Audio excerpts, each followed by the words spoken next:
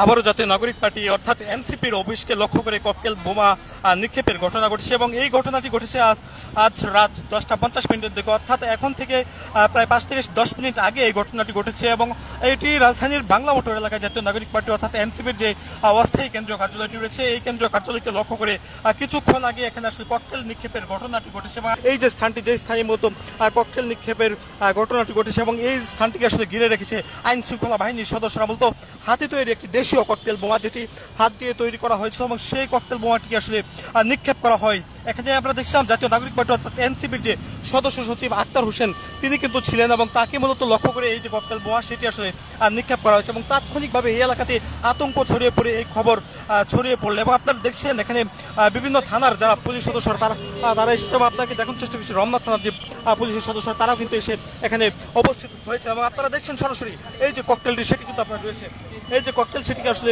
ঘিরে রেখেছে আইন শৃঙ্খলা বাহিনীর সদস্যরা, যেমনটি আপনারা দেখছেন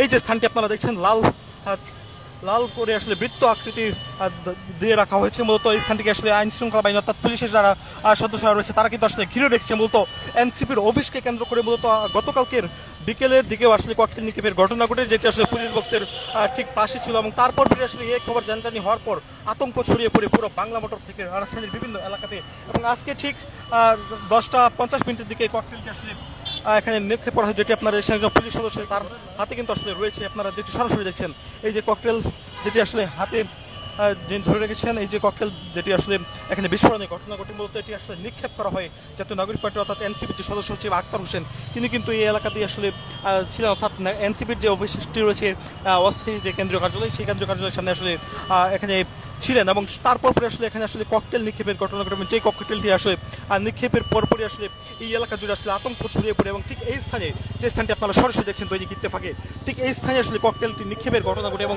এই ককটেলটি বিস্ফোরিত হওয়ার পর পুরো এলাকা জুড়ে আতঙ্ক ছড়িয়ে পড়ে। আপনাদের সঙ্গে রয়েছে আমি আলসাদি, আপনারা দেখছেন দৈনিক ইত্তেফাক, আপনাদেরকে দেখানোর চেষ্টা করছি জাতীয় নাগরিক পার্টি অর্থাৎ এনসিপির অফিসকে ঘিরে যে ককটেল বিস্ফোরণের ঘটনাটি ঘটছে বা ককটেল নিক্ষেপের যে ঘটনা সেই ঘটনা ছড়িয়ে পড়ার পর পুরো এলাকা জুড়ে অর্থাৎ রাজধানীর বাংলা মোটর এলাকা জুড়ে আসলে আতঙ্ক ছড়িয়ে পড়ে।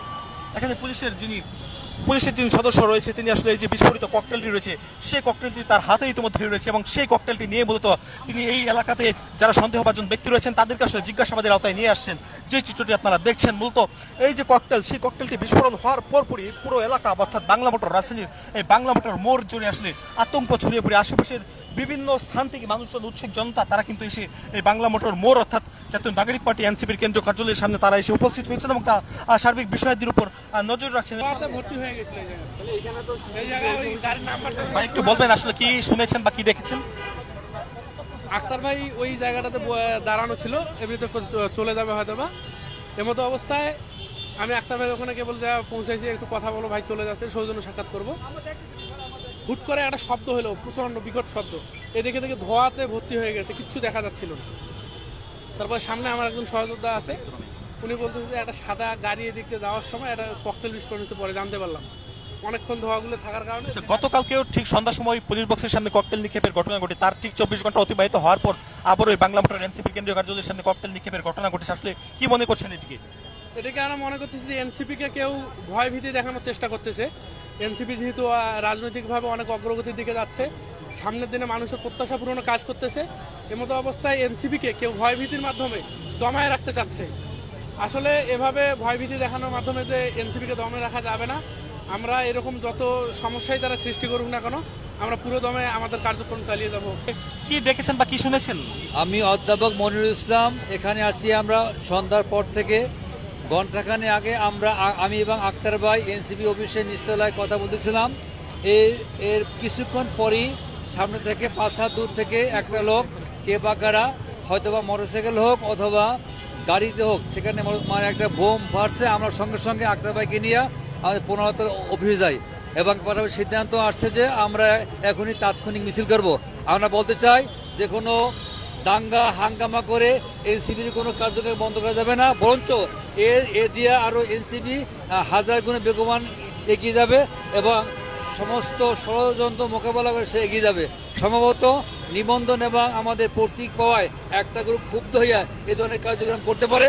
আমাদের কার্যক্রমকে ব্যাহত করার জন্য পাশাপাশি মানে আমাদের এই সামনে যে আমাদের নিবন্ধন পাশাপাশি শাপলা প্রতীক এগুলা পাইতো কোনো একটা গ্রুপ আমাদেরকে আমাদের কার্যক্রমে ব্যাহত করার জন্য একটা অপপ্রচেষ্টা চালাতে পারে। ধরনের ন্যাক্কারজনক ঘটনা, এটা আসলে দুঃখজনক। সামনে যাতে এনসিপি যেভাবে অগ্রসর হচ্ছে সেটাকে প্রোটেকশন করার জন্য, ভয়ভীতি দেখানোর জন্য মূলত করা হচ্ছে। এটা যারা করতেছে তারা বোকার সরকারে বাস করছে।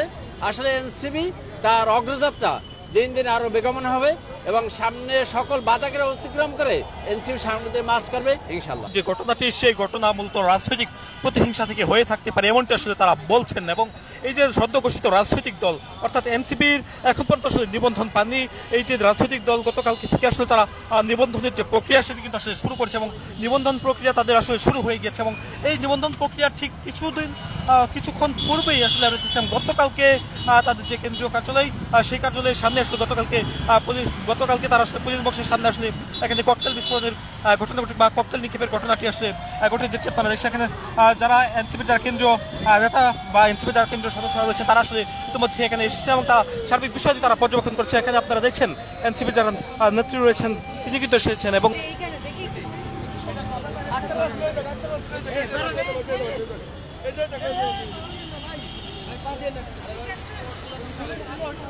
যে ঘটনাস্থল যেখানে ককটেলটি নিক্ষেপ করা হয় সেটি আসলে তিনি দেখে আবার তিনি আসলে কেন্দ্রীয় কার্যালয় অর্থাৎ এনসিপির যে কেন্দ্রীয় কার্যালয় রয়েছে সেই কেন্দ্রীয় কার্যালয়ের ভেতরে তিনি আসলে প্রবেশ করেছেন এবং এখানে আসলে উৎসব যে জনতা সেই জনতার ভিড় কিন্তু আসলে ধীরে ধীরে বাড়তে শুরু করেছে।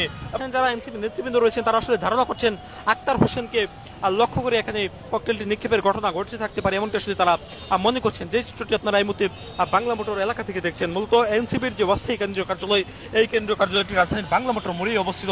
এই কেন্দ্রীয় কার্যালয়ের সামনে এই যে ককটেল সেই ককটেলটি আসলে নিক্ষেপের ঘটনা ঘটে এবং এই ককটেলটি বিস্ফোরিত অবস্থায় আসলে পুলিশ সদস্যরা উদ্ধার করে